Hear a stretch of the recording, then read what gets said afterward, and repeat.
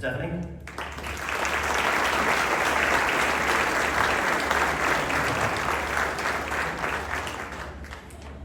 Well, thanks so much, Stephanie, for being here. I really appreciate it. Oh, I'm excited to be here. It's great to be in Williamson County this morning.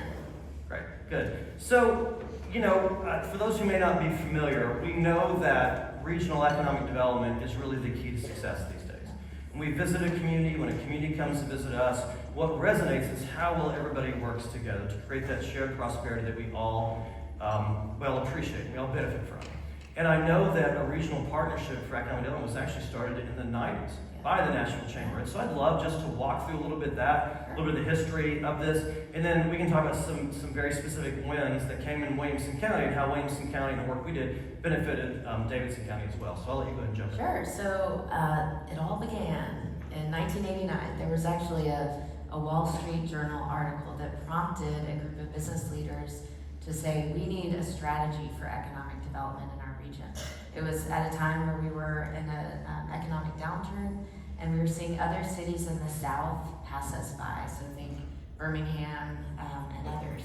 And at that time, and I'm going to show you, I think if I can figure out Just the green button. Green button, the one right in front of me. Okay, Yeah. okay. Every clicker is different. So I went back and did a little digging into the materials that we had from 35 years ago, just to see what we were saying about regionalism at the time when the Partnership Economic Development Initiative was first created. And this may be a little hard to see, but ultimately, this is one of the first brochures, and you see that there's a model of the Batman building, so you can kind of guess around what time frame this was. The Batman building was just about to go under construction, but it was really critical at that time that we partner with all of our surrounding counties. And then this is another piece where we talk about regional cooperation, and we talk about Nissan and the leadership of Nissan at the time and how integral that was to the region's overall economy. That wasn't the headquarters, that was the manufacturing operation. Correct, that's correct. That's where it started. Right. And this is why a lot of these economic development projects that come into the region are so beneficial for every county, because you may have a manufacturing facility in one county, you may have headquarters come in another, you may have additional expansion projects kind of spread throughout the region. But again, you see this emphasis on regional cooperation for the past 35 years, and truly it is what has set us apart. When we're competing for economic development projects, site selectors, you'll hear later, site selectors pay attention to whether we are working together. So this is the 10-county region that we have covered for that 35-year period. When we started partnership in 1990, it was a real focus on job creation, also infrastructure, also education. What you've seen over the past 35 years is a continued focus on those areas, but also a focus on livability. And I think that the results that you shared just earlier, Matt, really reflect where we are in our economic trajectory as a region and why it's so important that we now focus on livability issues and how that impacts economic development and prosperity. Sure. Yeah, we'll talk about that with community character. And I think it's important too, as we talk about some of the wins historically. I mean, one of the biggest wins for our community and for the region was Nissan North America headquarters. To Stephanie's point, it really started when they had the manufacturing operation in the 80s in Smyrna. And that CEO at the time, you can see him in the photo, was really clear. He wanted that alignment with the headquarter operations. And this was enormous news. It's the first time an automotive headquarter would move out of either the East or West Coast in America. And this came directly as a result of the work that the partnership did that benefited Williamson County and the region specifically. So I'm really going to talk about that before we get to the next slide. Yeah. So, I think that one thing to keep in mind is how critical it is that when a project is looking to come to the region, they may come through different channels initially. They may come through the National Area Chamber, they may come through the state, they may come through TVA, but ultimately it's about what is the right fit for that company. And once they begin to land on a specific type of site, then often we will pass the baton and we will kind of work in partnership to make sure that they get all that they need from that experience. We joke sometimes that in other communities, it's like a hostage transfer where you get to the county line, you get your clients out of the car and they get into another one and then they go on their way. It's not like that in Middle Tennessee. We are a seamless operation when it comes to economic development. And going all the way back to Nissan and how critical that win was when we brought those jobs into Middle Tennessee. That sets the stage for truly where we are. That's true. And for those of you who had a chance to go on some of the trips, you went to the Dallas trip, it was pretty evident they all hate each other in the Dallas region. I mean, truly. So that is a difference here. We're really fortunate. I love this quote from Bill Kruger at the time, where he really attributes a lot of their success to being here, to being in Williamson County, to being in Middle Tennessee. Complete culture change for the company. So that was a great example of how the Nashville Chamber and the Partnership Initiative benefited Williamson County specifically. I love this story. You may have heard it before, but Alliance Bernstein, headquarters in Nashville, I would say another economy change. This is in downtown Nashville, but this project actually started with a consultant visit to Williamson County through pilgrimage. Nashville wasn't even on the list when Alliance Bernstein started looking, because she came to Williamson County through pilgrimage, put Nashville on the list, honestly as an afterthought, but the city competed so well, eventually that rose to the top. Pick downtown Nashville, now we have one of the largest firms outside of Manhattan right here in Middle Tennessee and downtown Nashville. And look, we'd much rather see a company come to downtown Nashville because it means people here have opportunities for jobs. That's really what matters. That's right. And I think the message here is that Williamson County, Williamson County, the entire region, we are one economy, we are one labor force. We are integrated in a way where we rely upon each other's successes, we celebrate each other's successes, really interwoven in every aspect of what we do. Right, no, I think that's really important. And as we kind of get into some of the other conversation, again, I can't hit this enough. This is actually a chart that was drawn as we were having a conversation probably over a decade ago. Every year or so, the National Chamber convenes our regional economic development partners, and as we're talking about ways we collaborate and compete, Jody Lentz was actually drawing this live, and I think it's the best explanation of how this actually works, where 90% of the time, we're cooperating, making the company aware, get them interested, get them enthusiastic. Yeah, there's competition at some point for sure, but at the end of the day, like you said, company comes here, we all win. Everybody has access to these great jobs and careers that can really be this sort of anchor for kids and grandkids to come back to college to get one of these really good jobs. So I really love this chart. I think it's really, really important.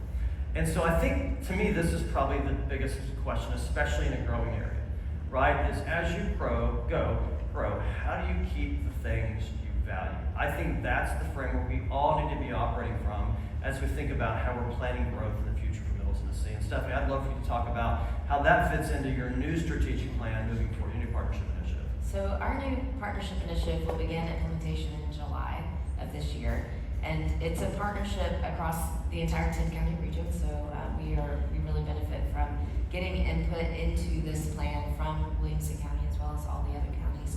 But one thing that really stood out, a few things that stood out as we were doing the planning process. Number one, we do economic development not just to win a project or build new buildings, although that's a great reflection of the success and the interest that investors have in our community. We do economic development to improve the lives of people who call Middle Tennessee home. That's the bottom line. It's to improve lives. So you see the word community woven throughout this plan. And there's a couple things I want to emphasize here. We really work to create a focused plan because it's a 5-year plan. And 5 years is not a very long time. We want to make sure that we can have the biggest impact possible. It's also really important to us that we are aligning across the counties, that we understand what the strengths are across the counties and what we're all focused on. So in the first pillar, community vitality, that's where you see an emphasis on technology-enabled innovation within our key target sectors. Those sectors for the region are corporate operations, advanced manufacturing, healthcare, distribution and logistics, and music and entertainment, which fuels our hospitality industry. It also includes a focus on housing, which we'll talk more about in a moment, and you've already heard a little bit about from the survey results. Mobility is about both economic mobility, so think jobs, think workforce, think education, as well as eliminating barriers like childcare. And it's also about the literal sense of the word. How do you get people around the region seamlessly and effectively? And then community character is where I really want to emphasize in this room, which came out of this planning process a little bit unexpectedly. So as we were going through the stakeholder input process, we realized that we're at an inflection point in Middle Tennessee. that we have seen so much investment come into our community from outside that we need to make sure that we protect the character and protect what has made us as a region unique over decades. What has brought us to where we are today? That's that creative, it's our Music City brand, it's the creativity, it's the beauty of Middle Tennessee, it's the landscape. There are so many elements of our character and what make us unique that we can't take for granted, and we can't just assume they'll always be here. And so we put into our plan that we've got to make sure that we are intentional about protecting, nurturing, and growing that character as we continue to grow. It's not growth for growth's sake.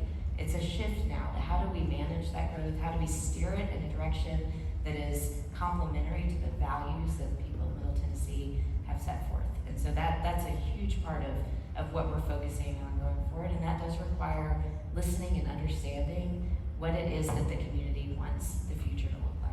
Yeah, I think that's really important. Like I said, to me, this is the best question that we can ask is, as you grow again, how do you keep the things that you value, that makes your community special, that makes it unique, that you want to move here, right? And so I think that's one of the challenges that we certainly face for sure.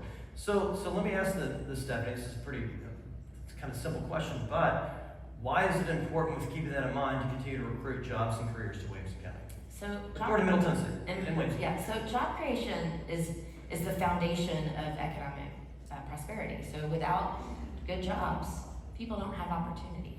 So we know, again, just like we can't take our culture for granted, that it's always going to be here, we can't take jobs for granted either. The national economy and even the global economy impacts us here locally. So we want to make sure that we remain competitive. We've got to always have our eye on making sure that we are recruiting and expanding high quality, high demand, high paying jobs into our community. So that the next generation, we hope, I know a lot of y'all probably have kids and maybe grandkids, you want them to stay here if they can, if they want to.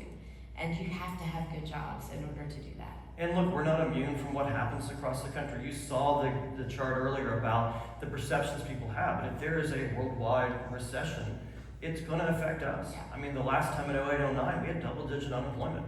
For those that were here, I remember a piece of plywood in front of the Jackson National Life Insurance Company regional headquarters, right? I mean, these things can't happen. We can't take that for granted. We also know our companies are another community's best prospects. It wasn't that long ago, the current senator, former governor of Florida, was here specifically to try to get companies in Nashville to move to Florida.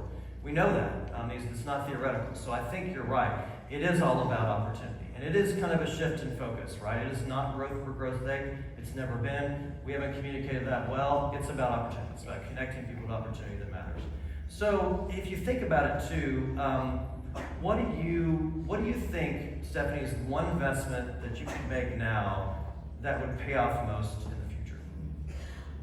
I would say and part of this is thinking about the survey results as well and kind of where we are at this moment in time. 10 years ago, one of our biggest competitive advantages in Middle Tennessee was our affordability. And we really, we've shouted that from the rooftops when we were talking to companies looking to move here or expand here. That's no longer the case. We've felt this affordability squeeze, and where that's seen most prevalently is in housing costs. So we've seen, since 2007, we've seen wages go up in the region 75%, but we've seen housing costs go up 150% during that same time frame. So the math doesn't work.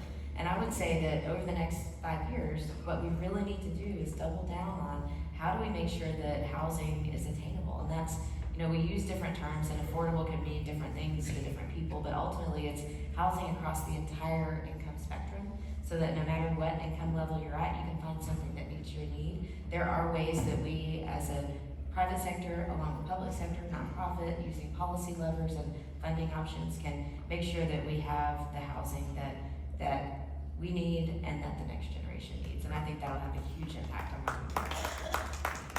I would agree. That's a cross for that. That's right. So in the next 16 minutes, can you solve housing for us? Awesome. But no, what have you seen? You all take trips like we do, right? You're going to Miami in a few weeks. Franklin Ross going to Chattanooga. It looks like we're going to the Boston area next year and have actually probably 2 housing conversations with both Massachusetts and New Hampshire about ways they've approached it politically around housing. So what have you seen in other communities you think could be workable both in Williamson County and Middle Tennessee? Yeah, I think that's why we do these visits, because you often don't have to recreate the wheel. A lot of these tools have already been created in other areas. Funding is a big piece. So what are the funding options currently available? What's the capital stack needed to create housing at different levels? We know in some communities they use bonding capacity. They do that in Charlotte, which is the city that the Nashville Area Chamber visited last year. That's one option, but there are many other funding tools that we need to really look at and make sure that we're using them to their full capacity. There's also policy levers, so I'm thinking about, things like, I know now the state has passed a law that allows you to kind of allow infrastructure costs to be spread out instead of all being taken up front. So really just digging in to figure out what those levers are, and knowing that it's not a one-size-fits-all. So, you mentioned in Williamson County, there's a real need for starter homes. There's a real need for kind of that middle-income home. And we know that, again, in other counties it may be a slightly different need, but ultimately what we see is when individuals are purchasing a home, if they can't find something, let's say a family is looking for $1 million home, but the only thing they can find is a $750,000 home. They buy that $750,000 home, and then they make improvements to it, and then that takes that off the market for a family that couldn't afford that. And then it just kind of puts the pressure down all the way. So that's why we're looking at a broad spectrum of options, and just know that at each area median income level, and if you're looking at homeownership, rental, if you're looking at preserving existing housing or building new housing, there are different strategies for all of those. So you've got to take a comprehensive look and use multiple tools to get there. It's not easy, or we would have figured it out by now. Or every community would have figured it out, right? And if you saw on the chart earlier about, I think it was number 3 on the list, about increase in housing across the country. It's not something unique to Williamson County. It is unique-ish to Middle Tennessee because we've grown so fast, but every community is facing this. And everybody's trying to figure out what kind of solution makes sense and what kind of solution makes sense here as well, so certainly. And we know one thing that's connected closely is around transportation. You saw the survey earlier, you talked a little about mobility, and I think it was earlier this year, you had the announcement of the boring project through one of your events. We know that's part of the solution. It's not the entire solution. It will certainly help. So talk a little bit about that, the possibilities that extends throughout Middle Tennessee, and then what's the next step as well, and how we can't forget about regional transportation in addition to what the boring company is doing. That's right. So, the boring company project is one very small piece in a much larger conversation about transit and mobility. Overall, what we look at when we look at a project like the boring company, the Music City Loop, is it innovative? It is bringing private investment into Middle Tennessee. That's a reflection of the attractiveness of Middle Tennessee to bring in that investment, solving a problem that is difficult to solve. Ultimately, we're still in conversations, and we, meaning the community at large, about issues like environmental issues and safety and labor and how it's all going to work. They have begun the tunneling process in Nashville. So I think that the most important thing is to really take that first loop project from downtown Nashville to the airport as that proof point, and really see how that works and see how that takes vehicles off the road between the airport and downtown, and then see where it goes from there. But we know, again, that has to complement and not distract from other solutions. So within Davidson County passed a transit referendum that allowed for dedicated funding for transit. That is really important. We don't have a mechanism to create dedicated funding for transit regionally, so that's something that every single county has to do individually. But we know that people don't just stop at the county line, so there has to be that connectivity with what we're doing through Choose How You Move in Davidson County into Williamson, into Rutherford, into Sumner, etc. We know also choice lanes are part of the equation, and TDOT is a critical partner in this work, because it's going to take multiple solutions, and really people need multiple options when they're thinking about how they're going to get to work, to school, to healthcare, to entertainment, etc. They need multiple options of how they can get there. For sure. We know how important this conversation is, both with the TMA group locally and then what happens regionally too. It's really important. So one of the things, if you notice on the data, is that childcare actually became jumped in terms of the percentage jump for one of the biggest challenges our businesses are facing. You all have done a lot of work in childcare. Talk about what you've done for childcare for the region center. Yeah, so childcare really started coming up as a topic of conversation within the last 5 to 10 years. And what we realized is the lack of available childcare seats and affordable childcare seats is really impacting our workforce, our labor force participation. Because you have families where one of the parents has to either not work at all or maybe only work part-time, when ultimately they would prefer to be working full-time. It's just so expensive and so difficult to find childcare seats.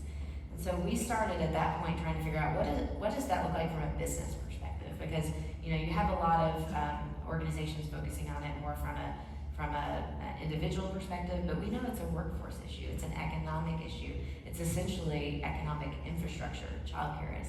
And so we brought the business community into the conversation to figure out what are some options for employers. And those options really run the gamut from building an entire childcare facility on site, like Smyrna Ready Mix has a facility on site. There's an industrial site up in Clarksville. HCA has a site. There's these examples of where companies have done this, but that's really expensive and there's a lot of barriers for companies doing that. There's also other benefits that companies can provide to their employees to help ease that burden on families around childcare. There's also state policy levers that we're looking at. So how can we tap into additional funding mechanisms or reducing cumbersome regulations at either the local or the state level, so that there are more childcare facilities can open up more easily. It's a very, very difficult business model. Very difficult business model. You essentially don't make money at all. I was going to say low margins, very low margins. Yes, Okay. and childcare workers, Yep. the majority of them don't make enough to have a livable wage. So again, this is why it's an infrastructure issue versus just a broader issue, and why we do need multiple stakeholders involved in the conversation of how we increase childcare availability. It has to include public sector, private sector, nonprofits, etc., in order to try to increase that availability. Yeah, and I think it was a year or so ago we did a ribbon cutting of a childcare facility in one of our commercial buildings, one of Highwoods buildings, their corporate center, which I think is good. That's a good step, I think, to knowing there are people there that can then fill those slots. So I think that's really important. As we kind of get toward the end of the conversation today, a couple things. One I wanted to focus on. I know you focused on not the most. It's not the most interesting topic, but certainly important is waste. Yes. What do we do with all our stuff Yeah. we don't want in the Yeah. next, whatever 10 years in Middle Tennessee? Well, it's a Big deal. It's a dirty topic, right? It's a a dirty topic. But we are running out of capacity, and it's expensive, and so there are a lot of conversations happening regionally about what do we do with all of our waste. This is a business issue. It's an issue with construction.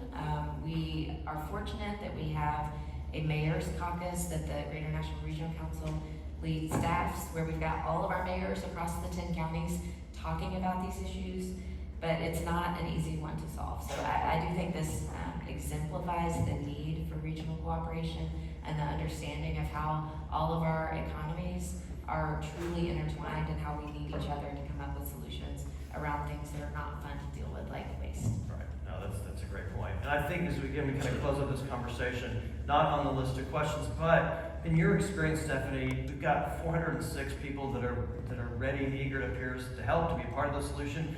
What's your advice to people when you have conversations like this about how you get involved and engage and try to make change that really would impact not just the lives, but the people that come in our community? Yeah, I would say that is the answer, get involved. So get involved looks different depending on, what your role is, where you sit.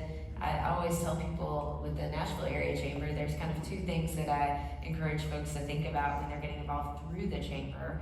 One of those is what aligns with your business priorities and your business goals, because ultimately we want to help you. So if you get involved in something that also has a benefit to your business, let's say you are struggling because your employees can't find housing, well, maybe joining one of our housing committees or getting involved in that issue would be of benefit. Or find something that you're personally passionate about. If you're personally passionate about public education, then there are great ways to get involved in that as well. And it doesn't have to be through the chamber, even though we're both chamber folks. But there's so many incredible organizations, nonprofits, other civic organizations. I think the biggest call to action for each of you, and I know that you are already doing this because you're all here this morning, but it's to lend that volunteer time, that expertise. One of the areas that I didn't mention around community character, but this is an appropriate time to do it, that we want to also not take for granted is this idea of service leadership. That our community, the corporate community in Middle Tennessee, really does have this culture, this character of service leadership where you all give back, not just financially, but you give your time, you give your thought leadership, your experience to solving some of these tricky challenges that we've talked about. And we want to encourage you all to continue doing that. And as we have new folks coming into our community from other areas where maybe that wasn't as prevalent, we want to welcome them into that as well and make sure that they understand that's just how we get things done here. It's really leaning in and being a part of helping us solve these tricky challenges. It is. I think Nashville as a region is still a one phone call town. You can get to most people through one phone call. One of the things I'm really proud about the work we do every quarter, we do a nonprofit roundtable. We're focusing on issues that are important to our nonprofit community around servant leadership. One of the neat things we did for our staff years ago is we actually kind of drew out on a map of how many things our team is actually involved with outside of their job that impacts what happens in the community. It was pretty remarkable how many spheres of influence we had. Probably the same thing at your company as well. And there'll be opportunities too. We've got a new government relations staff member, Garden Thurman. If you haven't met him, he's fantastic. We're putting together an advocacy committee to talk about some of these big issues. That's something we're looking forward as well. I think there are so many ways to get involved and engage in the community through either Chamber of Commerce. So let me just close by saying thank you for your partnership. I really appreciate it. I'm grateful for our friendship, for your leadership. You've just been an amazing leader in the short time of the job. You've been an amazing leader in your entire career. So thank you for everything you said. I really appreciate it. Matt has been an incredible partner and supporter, and I'm just so fortunate that we have chamber leaders in our community that work together and figure out what we can do together that we couldn't do apart. So That's right. thank you for that. Thank you. Please help me. We'll be back in 3 minutes for our next session. So, hopefully you enjoy some coffee, food, and we'll see you at 9 o'clock.